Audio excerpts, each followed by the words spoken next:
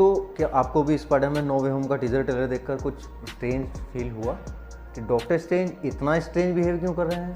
और वो doctor strange है, दुनिया को एक बार बचा चुके हैं, तो वो अकेले एक पीटर की जान बचाने के लिए इतना बड़ा रिस्क क्यों ले रहे हैं? पूरी की पूरी एक ऐसा स्पेल कास्ट कर रहे हैं जिससे पूरा मल्टीवर्स को खतरा हो सकता है। इन्हीं सवालों का जवाब हमें दिया व्हाट इफ के 4th एपिसोड ने।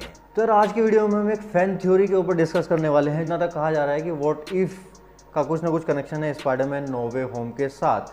तो चूंकि ये कोई ब्रेकडाउन वीडियो नहीं है तो हाँ, बट इसमें व्हाट इफ से रिलेटेड कुछ स्पॉयलर्स हो सकते हैं, तो एक स्पॉइलर वार्निंग तो बनता है बॉस। तो ये सब तो आपको पता ही होगा कि व्हाट इफ के थ्रू जो भी कैरेक्टर्स मल्टीवर्स में इंट्रोड्यूस हो रहे हैं वो आगे भी हमारी एमसीयू की मेन टाइमलाइन में कहीं ना कहीं इन्वॉल्वमेंट ज़रूर रखेंगे। कहीं ना कहीं हमें आगे फ्यूचर के प्रोजेक्ट्स में वो सब दिखाई देने वाले हैं। वो स्पाइडरमैन नो वे होम में जो डॉक्टर स्ट्रेंज आपने देखा है उसके टीजर ट्रेलर में, वो हमारा डॉक्टर स्ट्रेंज ना होकर वो है व्हाट इफ में दिखाई देने वाला डॉक्टर स्ट्रेंज सुप्रीम यानी कि सोर्सरर अरमानी। जी हाँ, यही है वो फैन थ्योरी।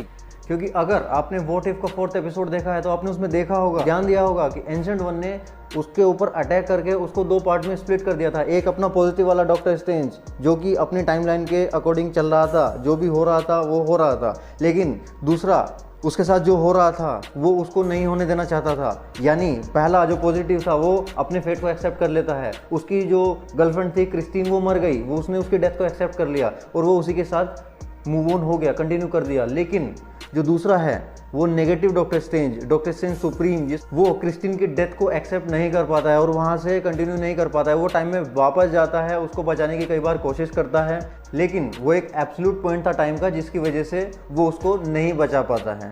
खैर ये हम दूसरी वीडियो में डिस्कस करेंगे कि टाइम ट्रैवल का जो कॉन्सेप्ट है एमसीयू ने वापस से चेंज कर दिया है। यहाँ पे ध्यान देने वाली बात यह है कि ये दोनों टाइमलाइन एक ही यूनिवर्स में सेम चल रही हैं, साथ साथ पैरेलली, और ये एमसीयू ने टाइम ट्रैवल का एक नया रायता फैला दिया है। अभी तक एंड गेम में जो टाइम ट्रैवल था वो अलग था, ये थोड़ा अलग है। इसके बारे में हम किसी दूसरी वीडियो में डिस्कस करेंगे।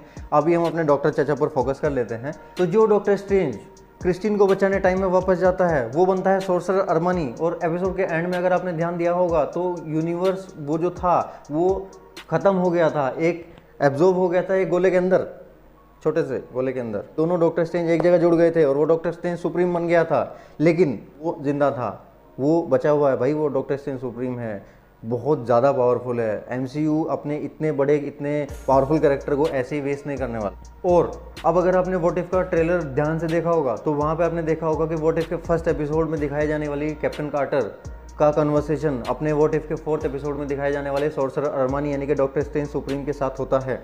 यानी वो दोनों एक साथ इंटरेक्ट कर रहे हैं। यानी कि अगर आप ध्यान से देखेंगे आगे आने वाले टाइम में तो व्हाट इफ किसी आने वाले एपिसोड में या फाइनल एपिसोड में आई थिंक ऐसा हो सकता है कि कोई बहुत बड़ी थ्रेट मल्टीवर्स में हो या किसी एक यूनिवर्स में हो और उसको टक्कर देने के लिए जो वॉचर है वो इन सब कैरेक्टर्स को एक साथ उठाकर लेके आए इनसे लड़वाने के लिए, वो जो बहुत बड़ी थ्रेट है। क्यों? क्योंकि वॉचर का इन्वॉल्वमेंट धीरे धीरे बढ़ता जा रहा है, यानी वॉचर का इंटरेस्ट धीरे धीरे बढ़ता जा रहा है। पहले वो सिर्फ देखता था, अभी वो इंटरेस्ट ले रहा है। अगर मल्टीवर्स को बचाने की बात आई तो वो बीच में जरूर कूदेगा। तो व्हाट इफ का ट्रेलर देखने के बाद इतना तो कंफर्म हो गया कि ये सारे कैरेक्टर आपस में कहीं ना कहीं पे इंटरकनेक्ट करेंगे, तो एमसीयू के बाकी के आने वाले मेन प्रोजेक्ट्स में उनकी मेन टाइमलाइन में भी कहीं ना कहीं एग्जिस्ट करेंगे, जरूर करेंगे 100%। अब बात कर लेते हैं स्पाइडरमैन नो वे होम के टीजर ट्रेलर की। तो उसमें दिखाई देने वाला डॉक्टर स्ट्रेंज वो डॉक्टर स्ट्रेंज नहीं है। अगर आपने वो ट्रेन का बैटल सीन ध्यान से देखा होगा जब वो स्पाइडरमैन के ऊपर अटैक कर रहा है, तो वहाँ पर उसका जो ड्रेस का कलर है वो ब्लैक है, ना कि यूजुअली जो डॉक्टर स्ट्रेंज के ड्रेस का कलर होता है वो डार्क ब्लू होता है। और वहाँ पर उसके पास आई ऑफ अगामोटो भी है, जो कि यूजुअली ये दोनों चीज़ें इशारा कर रही हैं कि वो डॉक्टर स्ट्रेंज सुप्रीम है, ना कि अपना रेगुलर वाला डॉक्टर स्ट्रेंज। क्योंकि जो रेगुलर वाला डॉक्टर स्ट्रेंज है उसकी आई ऑफ अगामोटो डिस्ट्रॉय हो चुकी है एमसीयू वाली मेन टाइमलाइन में भी, और जो अपने व्हाट इफ का 4th एपिसोड देखा उसमें भी पॉजिटिव वाला जो डॉक्टर स्ट्रेंज है उसका आई ऑफ अगामोटो भी डिस्ट्रॉय हो चुका है। लेकिन यहाँ पे सिर्फ एक ही बंदा है जिसके पास आई ऑफ अगामोटो है और जो ब्लैक कपड़े पहनता है वो है डॉक्टर स्ट्रेंज सुप्रीम। दूसरा सीन, जब डॉक्टर स्ट्रेंज अपने पीटर की आत्मा बाहर निकाल रहे हैं तब आपने जो पीटर के हाथ में बॉक्स देखा है उसके ऊपर बुक ऑफ विशांति का एक साइन बना हुआ है। और इस मूवी के अंदर बुक ऑफ विशांति का एक काफ़ी बड़ा पार्ट होने वाला है, क्योंकि हमने व्हाट इफ का जो 4th एपिसोड देखा उसमें भी डॉक्टर स्ट्रेंज के ऊपर एक स्पेल कास्ट किया गया था गार्डियन ऑफ विशांति का, जिसकी वजह से डॉक्टर स्ट्रेंज सुप्रीम अपने पॉजिटिव वाले डॉक्टर की पावर्स एब्जॉर्ब नहीं कर पा रहा था, सिर्फ उस गार्डियन ऑफ विशांति के स्पेल की वजह से।